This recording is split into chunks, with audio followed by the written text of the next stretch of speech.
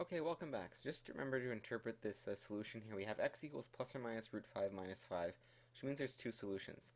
So that means that x is equal to positive root 5 minus 5, which is equal to some decimal that you can figure out in your calculator, or x is equal to negative root 5 minus 5.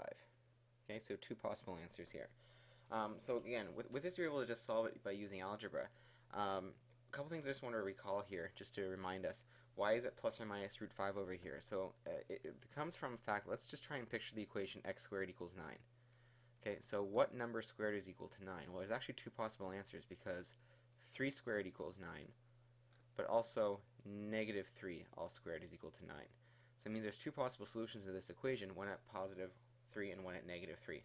So the same thing happens here. Taking the square root of both sides of an equation, there's also there's a positive square root of 5 here and the negative square root of 5, which will be two possible answers here. That's one thing I wanted to talk about. The other thing I mentioned, and again, if you saw this approach to solving equations in a previous grade, maybe you quite like it, maybe you haven't seen it before and you like it, but either way, there's something called input-output. So I'd like to try to solve that using that method, just so you can see what it's like in case you like it better. So the way input-output diagram works is you try and build the function, or build your equation starting from the x, and then by building the operations out there. So just to start off with the same place we were before. So we're going to start off with the 4 equals 2 bracket x plus 5 all squared minus 6. And we're going to try and build the equation. So the first thing we're going to do is start with our variable, which is x. So then we ask ourselves, okay, if we're going to build this equation, what's the first thing that happens to x? Well, the first thing isn't the multiplication by 2. It's not the power of 2 here. The first thing that happens is we add 5. So we wind up with x plus 5. Okay, once that's done, what do? Well, the next operation is that we square it. So I'll put a little power of 2 here. After that, if we take it to the power of 2, we multiply it by 2. Okay, then we subtract 6. And once we build that right side of the whole equation, that is now equal to 4. So if we want to go backwards now to solve for x, we just need to reverse. We need to just reverse the diagram. So this is our input here to create the diagram, or sorry, the input to create the equation. So our output going backwards is going to give us a solution. So starting with 4, we're going to, instead of subtracting 6, we're going to add 6. Pardon me, I forgot an arrow on the way over here, so times 2 and then minus 6 there. So once we add 6, we're going to now reverse the multiplication by 2, which means we're going to divide by 2. Okay, then we're going to reverse the squaring, which means we're going to take the square root. So we're going to have plus or minus the square root of whatever that value is. And then instead of adding 5, we're going to subtract 5. And that should give us what x is equal to. So let's just see what that means. Let's try and put this into a solution here. So that means we're going to start with 4, add 6, divide by 2, take the plus or minus root of it, square root, okay, and then we're going to subtract 5.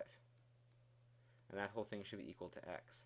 So all you need to do is simplify this now. 4 plus 6 is 10, divided by 2 is 5. So you wind up with plus or minus the square root of 5 minus 5. Okay, so worked beautifully well, still got us the answer. So if you prefer this to the algebraic approach I just took, either one will work. The only thing you have to watch out for is that this method, this input-output diagram approach, will not work if there's more than one x inside the equation. Okay, so in a situation like this, in C, this approach won't work, but it would work in B or D. Okay, so with that in mind, let's keep going. Let's continue solving these.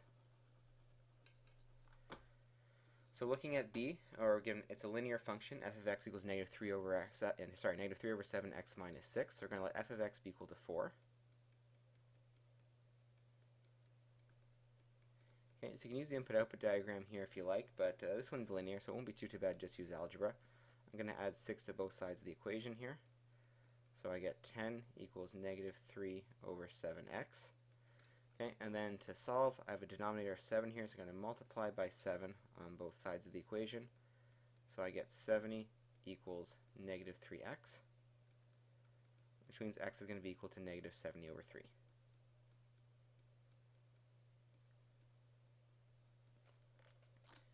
Okay, so let's keep going a little bit further. So looking at C, Now we have another quadratic, so it's 3x squared minus 14x minus 20. So graphically, we're looking for the value of x when f of x equals 4. So I've given you a graph here so you can sort of get an idea of the answer here. But graphically, what's happening, if the function or y is equal to 4, that puts us along here, approximately.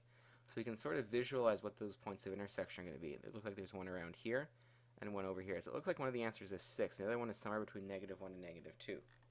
Now, it's nice to be able to get that from a graph. We're not always going to have a graph available to us, especially on a test. So we should figure out how to solve this without, again, without having necessarily resort to looking at a graph. So to algebraically solve this, I'm going to set the function equal to 4, just like the question tells me to.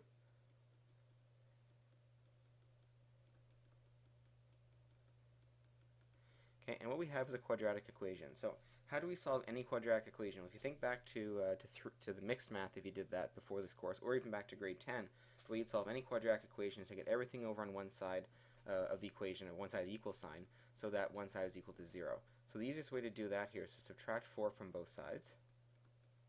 So that's going to give me 0 on this side, and I'm going to wind up with 3x squared minus 14x minus 24.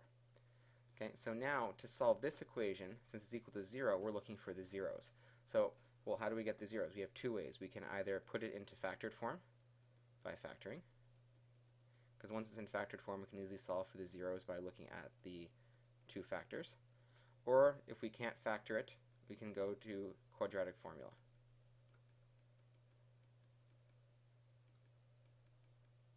Okay, so quadratic formula is a bit long, and I think we always need the review and factoring. So I'm going to factor it. Hopefully it does factor. So to factor it, once it's equal to 0, the first thing I look for is the greatest common factors. So it looks like between 3, 14, and 24, there's no common factors, so there's nothing I can do there. So I'm going to create an array. I'm going to put my x squared term in the top left, my 3x squared, my constant term, my minus 24 in the bottom right. And what I need to figure out, if you remember how factoring works, is what goes into these two parts of the array. So to find this, I need to look for two numbers that are going to multiply to the product of a and c, the product of 3 and -24, so -72. And these same two numbers not only have to multiply -72, but they have to add to give me my middle term, which is going to be -14. So hopefully after a little bit of playing around with the multiplication tables, maybe a bit of trial and error, you find out those two numbers are going to be -18 and +4. So what that tells me in here is I'm going to have -18x at one corner and +4x at the other corner. It doesn't matter which one goes where. So then once I have this, I can figure out what goes on the outside. So for 3x squared, I need two things that multiply to that. The only options are 3x and 1x. Now, but you have to be careful though, because if I put 3x here and 1x here, I'm going to run into a problem, because 3x does not go into 4x evenly. I have to have fractions, so I don't want that. So what that would have to mean is that the 3x would have to go on this part of the array and the single x down here. And I can fill in the rest of the parts on the outside of the array by using multiplication. So 3x times what gives me -18x? Well, it's going to be -6. X times what gives me 4x? It's going to be +4. So in factored form here, I'm going to wind up with 0 equals x minus 6, 3x plus 4. Okay, so to get my solutions, I have to set each factor to 0 and then solve for x. This is telling me that if x minus 6 is equal to 0, my solution will be x equals 6. And over here it's telling me that if 3x plus 4 is equal to 0, that means 3x will be equal to -4, and x will be equal to -4/3. So my two solutions are x equals 6 and x equals -4/3, which really kind of fits with the graph. We saw one possible answer at x equals 6. The other one looks here, it's about between -1 and -2, so about -4/3. Okay? So that's a little bit of a reminder there about how to solve a quadratic equation. So last but not least, let's solve D. So this one's a little bit easier. It's not quadratic. So again, we're told that the y value, so the value of the function, is going to be equal to 4. So to solve this, we'll deal with the square root later, but first let's get rid of everything that's not under the square root. So let's just add 6 to both sides of the equation.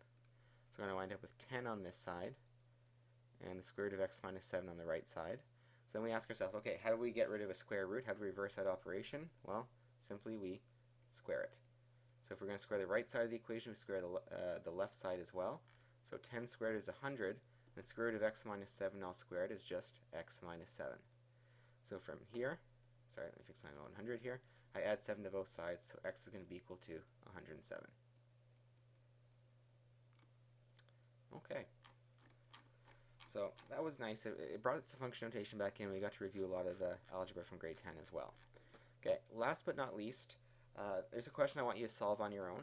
So it's a bit of a thinker. So we're telling you that f is a linear function such that f at 5 equals negative 7 and f at negative 4 equals 3. And it wants us to find an equation for f of x. So the hint that you have here is that it's a linear function. Okay, so just like a linear relation, except it's also a function. So nothing's changed from grade 9 except the notation with the information, the notation of the information that's given. So I want you to take everything that's given in the problem here and see if you can use that to find the equation of this linear function. Okay, once you've tried everything and you've gotten the answer, push play and we'll go through it together. Alright, so to run through this together here, let you quickly check your answer down here. I have a couple different forms of it in point slope form here, but I'll get to all that in a sec. So to put everything together here, what this is actually doing is it's using the new notation. It's actually giving you 2 points that are on this line. So when it says f of 5 equals negative 7, that's function notation's way of telling you that when x equals 5, y equals negative 7, so we have a point at 5, negative 7. Similarly, using this other information here, we have a point at negative 4, 3. So with 2 points on the line, we know we can calculate the slope, which is what I did down here. So using the slope formula, rise over run, or y2 minus y1 over x2 minus x1, I plugged in my values from the points, and I got a slope of negative 10 over 9. Okay, at this point here, I have a choice. It doesn't say what form that you have to put the equation in, and really I don't care what form you use. So the most common one that you saw back in grade 9 was slope-intercept form, y equals mx plus b. A less familiar one that hopefully you've seen in a previous course, if you haven't, that's okay, but I'll show you that it's much faster, is point-slope form. So this is the form right here, and what it tells you is a slope, obviously, because it's called point-slope form. M is still your slope. Instead of it necessarily giving you the y-intercept, it's telling you that the point x1, y1 is the coordinates of any point that's on this line. So if you sub that in the equation for x1, y1, it gives you a perfectly valid equation of line without having to do any additional algebra. If you were to insist on slope-intercept form, what you'd have to do is you put the slope in a slope-intercept form, sub in a point for x and y, and rearrange the equation and solve for b, and then rewrite the equation. Okay, that's all well and good, but it's not necessary in this case. It's all you need is an equation for the line. So I'm going to suggest using point-slope form. So once I've found my slope of negative 10 over 9, I'm going to I have 2 different options here because I have 2 different points in the line, but let's say I'm using the point I have in green here, the negative 4, 3. The negative 4 goes in for x1, the 3 goes in for y1, and my m, my slope, goes in there.